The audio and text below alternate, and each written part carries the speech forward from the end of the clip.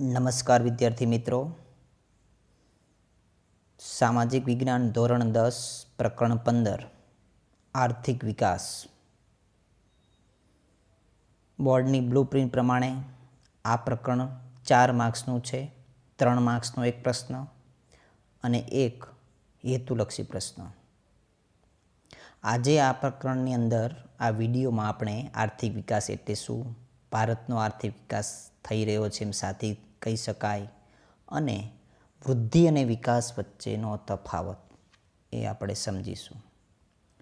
સૌથી પહેલાં પ્રસ્તાવના જોઈએ તો દુનિયામાં દરેક વ્યક્તિની સવાર સરખી હોતી નથી, અલગ અલગ હોય છે. કેટલાક લોકો સુખ સુવિધાવાળું જીવન જીવતા હોય છે, જ્યારે ઝાઝા લોકો એવા છે દુનિયામાં કે એમને જીવન અસ્તિત્વ ટકાવી રાખવા માટે સંઘર્ષ કરવો પડે છે. રાત દિવસ મહેનત કરે છે, છતાં પણ પોતાની પ્રાથમિક જરૂરિયાતો પૂરી કરી શકતા નથી. આવા લોકોને ગરીબ કહેવાય છે. આવા ગરીબો માટે સુખ સુવિધા, આરામ એ કલ્પનાનો વિષય છે. કારણ કે આરામ કરે તો એ પૂરતું કમાઈ નથી શકતા, અને કમાઈ નહીં શકે તો એમને પોતાની જરૂરિયાત પૂરી થતી નથી. તો આવા લોકો માટે શું ઉપાય હોઈ શકે? કેમ એવું બને છે? તો એના માટેનો એક જ ઉપાય છે વિકાસ. દુનિયાનો દરેક દેશ વિકાસ માટે પ્રયત્ન કરતો હોય છે, કારણ કે દરેક દેશની સરકાર પોતાના દેશના લોકોનું જીવન ધોરણ કેવી રીતે ઊંચું આવે એ માટે સતત પ્રયત્નશીલ હોય છે, અને આ માટે વિકાસ સમજવો પડશે. અને એના માટે દરેક દેશ આર્થિક વિકાસ માટે પ્રયત્ન કરે છે. આર્થિક વિકાસ એ સામાજિક પરિવર્તનની પ્રક્રિયા છે, માત્ર આર્થિક પ્રક્રિયા નથી. ઘણી બધી સામાજિક પ્રક્રિયા પણ તેમાં થતી હોય છે. હવે અહીંયા પહેલાં આપણે પ્રશ્ન સમજીએ, આર્થિક વિકાસ એટલે શું? 2 માર્ક્સમાં કે 3 માર્ક્સમાં પૂછાઈ શકે.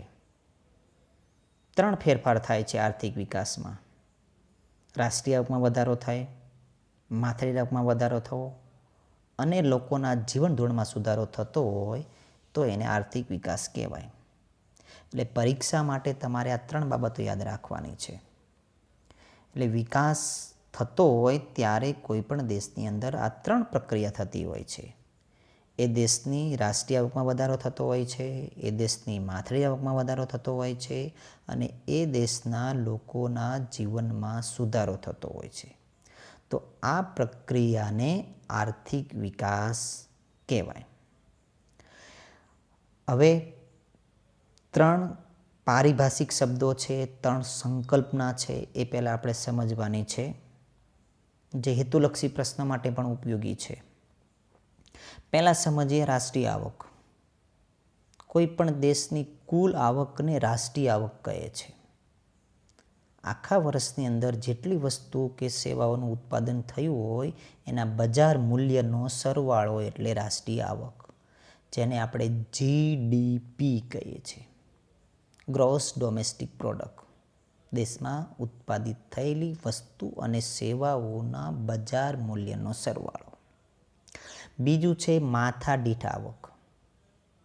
દેશની રાષ્ટ્રીય આવકને કુલ વસ્તી વડે ભાગવાથી જે આવક મળે તેને માથાદીઠ આવક કહે છે.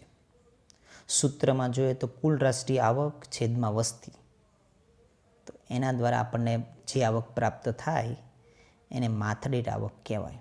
એટલે કે એક વ્યક્તિ વર્ષે કે મહિને કેટલું કમાય છે, કેટલી આવક મેળવે છે, એને માથાદીઠ આવક કહેવાય. માથાદીઠ આવક જાણવા માટે દેશની રાષ્ટ્રીય આવક અને દેશની વસ્તી જાણવી પડે. ત્રીજું છે જીવન ધોરણ. જીવન ધોરણ એટલે લોકોને પ્રાપ્ત થતી સુવિધાઓ, ખોરાક, કપડાં, મકાન, શિક્ષણ, આરોગ્ય, વાહન વ્યવહાર, સંદેશ વ્યવહાર. આ સુવિધાઓ કેટલા પ્રમાણમાં પ્રાપ્ત થાય છે એને આપણે જીવન ધોરણ કહીએ છીએ. હવેનો જે પ્રશ્ન છે એ ભારત સાથે સંકળાયેલો છે. 2 માર્ક્સનો પ્રશ્ન છે. ભારતનો આર્થિક વિકાસ થઈ રહ્યો છે એમ સાથી કહી શકાય.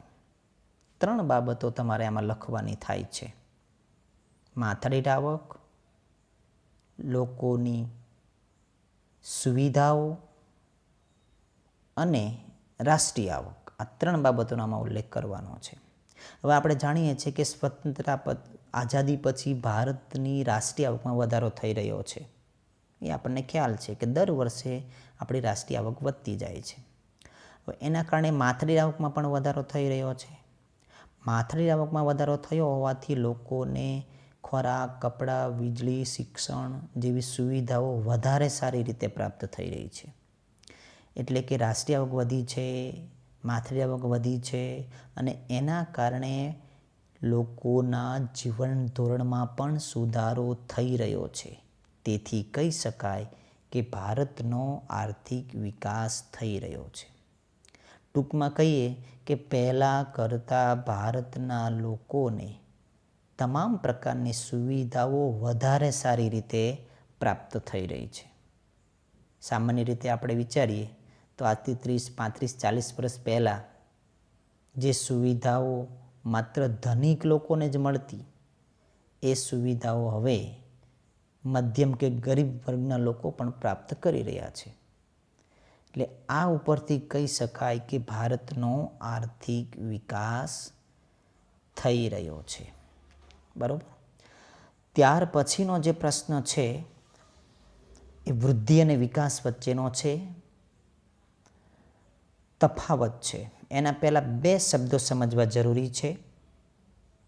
વિકસિત દેશો અને વિકાસશીલ દેશો. જે દેશોનો વિકાસ થઈ ગયો છે તેવા દેશોને વિકસિત દેશો કહે છે. America, Japan, Germany, Britain, Singapore, આ બધા દેશો વિકસિત દેશો છે, જેમનો વિકાસ થઈ ગયો છે. બીજું છે વિકાસશીલ દેશો. જે દેશોનો વિકાસ થયો નથી પણ આવા દેશો વિકાસ કરી રહ્યા છે, એવા દેશોને વિકાસશીલ કે વિકસતા દેશો કહેવાય. વિકાસ થયો નથી આવા દેશોનો, પણ વિકાસ કરી રહ્યા છે. એમની ગતિ, એમની દિશા વિકાસ તરફની છે. ભારત, પાકિસ્તાન, શ્રીલંકા, બ્રાઝિલ, આ સિવાય બીજા પણ ઘણા બધા એશિયાના દેશો છે જે વિકાસશીલ દેશો કહેવાય, વિકસતા દેશો કહેવાય, કે જેઓ વિકાસ કરી રહ્યા છે. હવે આપણે આવીએ મૂળ આપણા પ્રશ્ન ઉપર, વૃદ્ધિ અને વિકાસ વચ્ચેનો તફાવત. બહુ અગત્યનો પ્રશ્ન છે. 3 માર્ક્સમાં પૂછાય. ટેક્સ્ટ બુકમાં પેજ નંબર 120 ઉપર જે આપેલો છે આ તફાવત, એ વાક્ય સ્વરૂપમાં આપ્યો છે. 3 મુદ્દા છે, 3 પોઈન્ટ છે, એ તમારે સમજાવવાના છે. પાઠ પાડીને પણ તમે સમજાવી શકો છો. જો પાઠ પાડીને સમજાવો તો 4 થી 5 મુદ્દા બંનેના લખવાના થાય. વૃદ્ધિ અને વિકાસ આમ તો બંને વધારો દર્શાવે છે, બંનેમાં વધારો થાય છે એવું આપણને લાગે, પણ એમાં કેટલોક તફાવત છે. હવે અર્થતંત્રની બાબતમાં જોઈએ તો આર્થિક વૃદ્ધિ એ પરિમાણાત્મક પ્રક્રિયા છે. જથ્થામાં વધારો થાય, ક્વોન્ટિટીમાં વધારો થાય તો એને વૃદ્ધિ કહેવાય. દેશની માથાદીઠ આવક વધે, ઉત્પાદન વધે, રાષ્ટ્રીય આવક વધે તો એને વૃદ્ધિ કહેવાય. જ્યારે વિકાસ છે એ ગુણાત્મક પ્રક્રિયા છે. ગુણાત્મક ફેરફાર થાય, ગુણમાં ફેરફાર થાય, લોકોને સારું જીવન ધોરણ પ્રાપ્ત થાય, લોકોના મનોવલણો બદલાય, જૂના વહેમ અંધશ્રદ્ધા દૂર થાય, સારી સુવિધા પ્રાપ્ત થાય, શિક્ષણ પ્રાપ્ત થાય. એટલે જે ક્વોલિટીમાં ફેરફાર થાય છે એને વિકાસ કહેવાય છે. અહીંયા હું તમને એક બાળકનું ઉદાહરણ આપું. કોઈ બાળક છે એની ઉંમર વધે એમ એની ઊંચાઈ વધે, વજન વધે તો એ વૃદ્ધિ કહેવાય. જ્યારે બાળકની ઉંમર વધે એમ એ નવું શીખે, વાંચતા લખતા શીખે, એનું જ્ઞાન વધે, સમજણ વધે તો એ વિકાસ કહેવાય.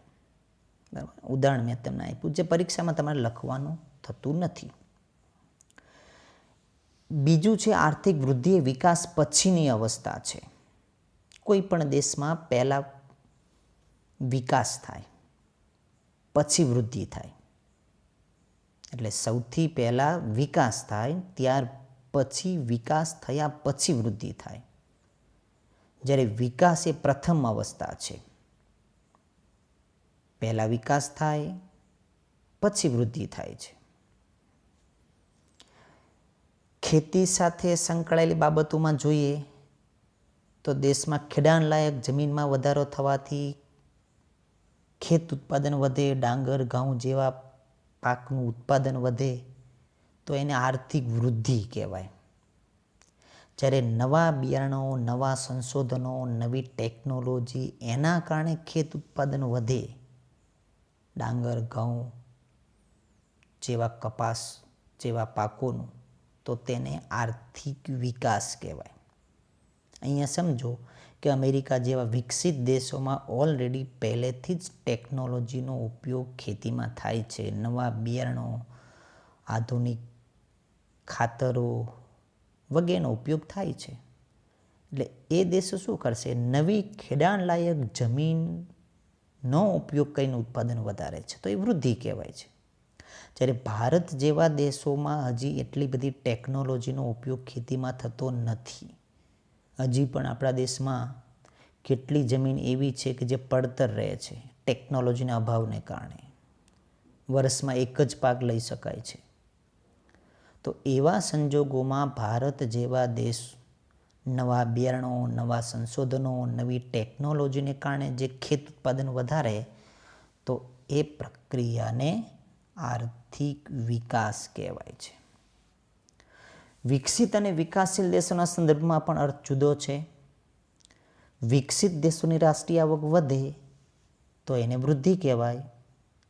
વિકાસશીલ દેશોની રાષ્ટ્રીય આવકમાં વધારો થાય તો એને વિકાસ કહેવાય. તમને એમ થાય કે બંનેમાં વધારો થાય છે તો એક માટે વૃદ્ધિ શબ્દ પ્રયોગ થાય છે, એક માટે વિકાસ શબ્દ પ્રયોગ થાય છે. કેમ? કે વિકસિત દેશો જે કંઈ વધારો કરે છે એ વૃદ્ધિ છે, કારણ કે એમાં વધારો થઈ ગયો છે અને પછી જે વધારો કરે છે ને વૃદ્ધિ કહેવાય છે. જ્યારે વિકાસશીલ દેશોમાં હજી એટલો બધો વધારો થયો નથી, એટલે એ જે કંઈ પોતાની સ્થિતિમાં સુધારો કરીને જે વધારો કરે છે એને આર્થિક વિકાસ કહેવાય છે. એટલે આપણે એક મુદ્દો આમાં ઉમેરી શકીએ કે અમેરિકાની રાષ્ટ્રીય આવકમાં વધારો થાય તો તેને વૃદ્ધિ કહેવાય. ભારતની રાષ્ટ્રીય આવકમાં વધારો થાય તો એને વિકાસ કહેવાય. કારણ કે અમેરિકાની રાષ્ટ્રીય આવક પહેલેથી જ વધારે છે. હવે એમાં થોડો પણ વધારો થાય તો વૃદ્ધિ કહેવાય. ભારતની રાષ્ટ્રીય આવક વિકસિત દેશોની તુલનામાં ઘણી બધી ઓછી છે. હવે એમાં જો થોડોક વધારો થાય તો ભારત માટે એ વિકાસ કહેવાય.